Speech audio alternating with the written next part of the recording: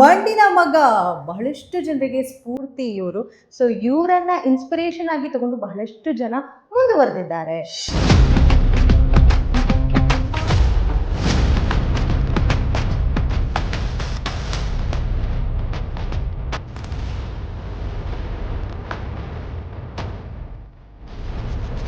So ಅವರನ್ನ ನನ್ನ ಕಾರ್ಯಕ್ರಮಕ್ಕೆ ಆಕ್ಚುಲ್ ಆಗಿ ವೆಲ್ಕಮ್ ಮಾಡ್ತೀನಿ. The real game changer, the real achiever. I am very proud to introduce the Dolphin Irrigation ಸಿಸ್ಟಮ್ನ director ಆದಂತಹ ಮಿಸ್ಟರ್ ಗಜಾನನ್ ಹೆಗಡೆ ಅವರನ್ನ.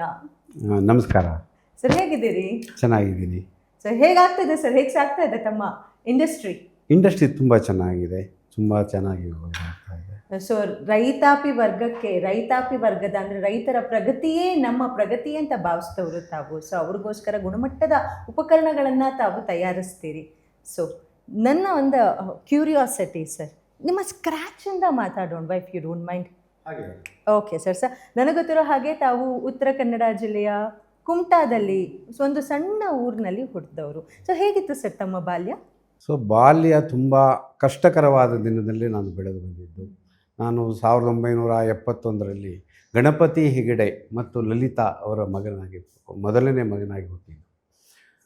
ಆ ದಿನ 71ರಲ್ಲಿ ನಿಮಗೆ ಗೊತ್ತಿದೆ, ವ್ಯವಸಾಯನೇ ಎಲ್ಲ ಮುಖ್ಯ. ಆ ಹಳ್ಳಿಯಲ್ಲಿ ಹುಟ್ಟಿದ್ದು, ಕುಗ್ರಾಮ.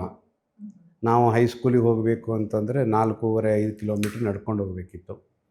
ನಡ್ಕೊಂಡು ಹೋಗಿ ಹೈಸ್ಕೂಲನ್ನು ಮುಗಿಸಿ ಫಸ್ಟ್ PU ಅಲ್ಲಿ ಕುಮಟಾದಲ್ಲೇ ಮಾಡಿದೆ. ಹಾಗೆಯೇ ಬೆಂಗಳೂರಿಗೆ ಬರಬೇಕಾದ ಬಂತು. GT&TC ನನಗೆ ಅವಕಾಶ ಸಿಕ್ತು ಓದಲಿಕ್ಕೆ. 90ನೇ ಇಸ್ವಿಯಲ್ಲಿ ನಾವು ಇಲ್ಲಿ ಬಂದ್ವಿ. GT&TC ಕೈಗಾರಿಕಾ ತರಬೇತಿ ಕೇಂದ್ರ ಅಂತ ರಾಜಾಜಿನಗರದಲ್ಲಿದೆ. ಅದರಲ್ಲಿ ನಾವು ಟೂಲ್ ಆ್ಯಂಡ್ ಡೈ ಮೇಕಿಂಗ್ ಓದಿ ಅಲ್ಲಿಂದ ನಮ್ಮ ಈ ಟೆಕ್ನಿಕಲ್ ಇದು ಸ್ಟಾರ್ಟ್ ಆಯಿತು. ಸೊ ಎಷ್ಟು ಜನ ಮಕ್ಕಳು? ನನಗೆ ಇಬ್ಬರು, ಒಂದು ಮಗಳು ಮತ್ತೊಂದು ಮಗ. ಸರ್, ತಮ್ಮ ಪೇರೆಂಟ್ಸ್ಗೆ, ಪೋಷಕರಿಗೆ ಎಷ್ಟು ಜನ ಅಣ್ಣ ತಮ್ಮಂದಿರು, ಅಕ್ಕ ತಂಗಿದ್ದೀರಿದ್ರು ತಮಗೆ? ನನಗೆ ಒಬ್ಬಳು ತಂಗಿ ಇದ್ದಾಳೆ, ಒಬ್ಬಳು ತಮ್ಮ ಇದ್ದಾನೆ. ನಾನೇ ದೊಡ್ಡವನು, ಹಿರಿ ಮಗ. ಸೊ ಹಾಗಾದರೆ ಮನೆ ಜವಾಬ್ದಾರಿ ಜಾಸ್ತಿ ಇರುತ್ತೆ ತಮಗೆ? ಇದೆ, ಮನೆ ಜವಾಬ್ದಾರಿನೇ. ತಂದೆಯವರು ಇನ್ನೂ ಇದ್ದಾರೆ, ಚೆನ್ನಾಗಿ ಓಡಾಡ್ಕೊಂಡಿದ್ದಾರೆ. 84 ವರ್ಷ ಈಗ ಅವರಿಗೆ. ಅವರು ರೈತ ಇದರದ ವ್ಯವಸಾಯನೇ ಮಾಡ್ಕೊಂಡಿದ್ದಾರೆ. ತಮ್ಮನೂ ಅವನ ಜೊತೆನೇ ಇದ್ದಾರೆ. ಸರ್, ಎಲ್ಲರಿಗೂ ಒಂದು ಕಾಮನ್ ಪ್ರಶ್ನೆ ಇರುತ್ತೆ. ಯಾರೋ ಒಬ್ಬರು ಅಚೀವರು, ಬಿಸ್ನೆಸ್ ಮ್ಯಾನ್ ಅಂದ ತಕ್ಷಣ ಮೇ ಬಿ ಫಸ್ಟ್ ಬೆಂಚರ್ ಇರಬೇಕು, 100% ಲಾಸ್ಟ್ ಬೆಂಚರ್ ಅಲ್ಲ ಅಂತ. ಸೊ ನೀವು ಫಸ್ಟ್ ಬೆಂಚರ್ ಆಗಿದ್ರೆ ಲಾಸ್ಟ್ ಬೆಂಚರ್ ಆಗಿದ್ರೆ? ನಾನು ಫಸ್ಟ್ ಬೆಂಚು ಅಲ್ಲ, ಲಾಸ್ಟ್ ಬೆಂಚರ್. ಹೇಗಿತ್ತು ಸರ್ ಬಾಲ್ಯದಲ್ಲಿ? ತುಂಟತನ ಹೇಗಿತ್ತು? ತುಂಟತನ ಸ್ವಲ್ಪ ಕಡಿಮೆನೇ ಇತ್ತು. ಸ್ವಲ್ಪ ದೊಡ್ಡ ಮಗ ಆಗಿರೋದ್ರಿಂದ ನನ್ನನ್ನೆಲ್ಲರೂ ಮುದ್ದು ಮಾಡೇ ಸಾಕಿದ್ರು. ಯಾವುದೂ ಒಂದು ಇದರಲ್ಲಿಲ್ಲ.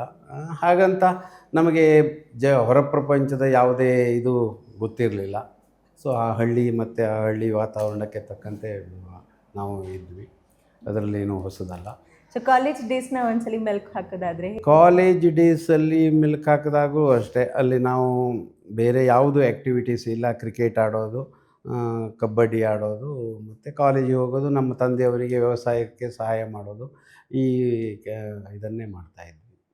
ಸೊ ಕಾಲೇಜೆಲ್ಲ ಮುಗಿಸ್ಕೊಂಡು ಬೆಂಗಳೂರಿಗೆ ಬಂದ್ರಿ. ಸೊ ಬೆಂಗಳೂರು ಕಲರ್ಫುಲ್ ಏರಿಯಾದ ಕಲರ್ಫುಲ್ ಲೈಫ್ ಹೇಗಿತ್ತು? ಇಲ್ಲ, ಕಲರ್ಫುಲ್ ಅಂತ ಹೇಳೋದಕ್ಕಿಂತ ನಾವು ಈ ಹಳ್ಳಿಯಲ್ಲಿಂದ ಬೆಂಗಳೂರಿಗೆ ಬಂದಾಗ ನಮಗೆ ಭಾಳ ಕಲರ್ ಕಾಣ್ತಾ ಇತ್ತು.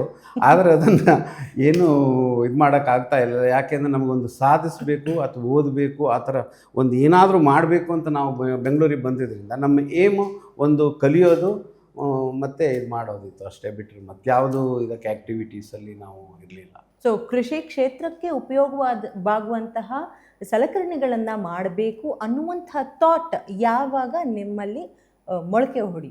ಅದು 1998ಅಲ್ಲಿ ನಾವು ನಮ್ಮ ಊರಿಗೆ ಹೋದಾಗ ಅಲ್ಲಿ ಡ್ರಿಪ್ ಇರಿಗೇಷನ್ ಇದ್ರ ಬಗ್ಗೆ ಎಲ್ಲ ರೈತರೆಲ್ಲ ಮಾತಾಡ್ತಾ ಇದ್ರು, ನಮ್ಮ ಅಕ್ಕಪಕ್ಕ ಇದರಲ್ಲೆಲ್ಲ. ಅಲ್ಲಿ ನಮಗೆ ಕುಮಟಾದಲ್ಲಿ ಒಬ್ಬರು RN ಭಟ್ ಅಂತ ಇದ್ದಾರೆ. ಅವರೇನಾದರೂ ಅಂತಂದರೆ, ಇದನ್ನು ಮಾಡ್ಬೋದು, ನೀನು ಇಷ್ಟೆಲ್ಲ ಡೈಸ್ ಇದೆಲ್ಲ ಮಾಡ್ತೀಯ, ಡೆವಲಪ್ ಮಾಡ್ತೀಯ, ಅದನ್ನು ಯಾಕೆ ಮಾಡಬಾರ್ದು ಅನ್ನುವಂಥದ್ದೊಂದು ಇದನ್ನು ಕೇಳಿದ್ರು. ಅದನ್ನು ನನ್ನ ಇದರಲ್ಲಿ ಇಟ್ಕೊಂಡು ನಾವು ಕೃಷಿ ಇದನ್ನು ಸ್ಟಾರ್ಟ್ ಮಾಡಿದ್ವಿ. 1 by 1. ನಾವು ಒಂದೇ ಸಲ ಎಲ್ಲ ಸ್ಟಾರ್ಟ್ ಮಾಡಿದ್ದಲ್ಲ.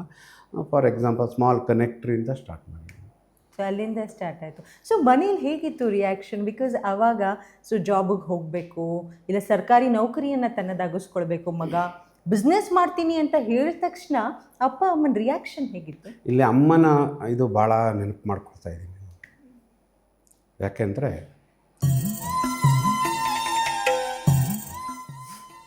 ಒಂದೊಂದು ರೂಪಾಯಿಯನ್ನು ಅವಳು ಉಳಿಸ್ಬಿಟ್ಟು ಮಗನಿಗೆ ಏನೋ ಒಂದು ಮಾಡಲಿ ಹೇಳುವಂಥದ್ದನ್ನು ಮಾಡಿ. ಸರ್ ಅಂದರೆ ನಂಗೆ ಗೊತ್ತಾಯಿತು ತಾಯಿ ತೀರ್ಕೊಂಡು ಸಮಯ ಆಗಿದೆ ಅಂತ. ಸೊ ಈ ಕ್ಷಣಕ್ಕಾಗಿ ತಾಯಿ ಹಪಾಹಪಿಸ್ತಿದ್ರು ಅನ್ನೋದು 100%. ಸೊ ಈ ಸಿಚುಯೇಷನ್ಗೆ ತಾಯಿನ ನೆನೆಸ್ಕೊಳೋದಾದ್ರೆ ನೆನೆಸ್ಕೊಳ್ಳೇಬೇಕು. ಎಷ್ಟು ಖುಷಿ ಪಡ್ತಿದ್ರು ಆಕೆ ಇದ್ದಿದ್ರೆ?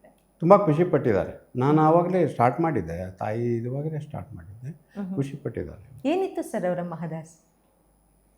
ಮಗ ಒಂದು ಟಾಪ್ ಲೆವೆಲ್ ಹೋಗಲಿ, ಹೆಸರು ಮಾಡಲಿ ಅಂತ ಹೇಳೋದು.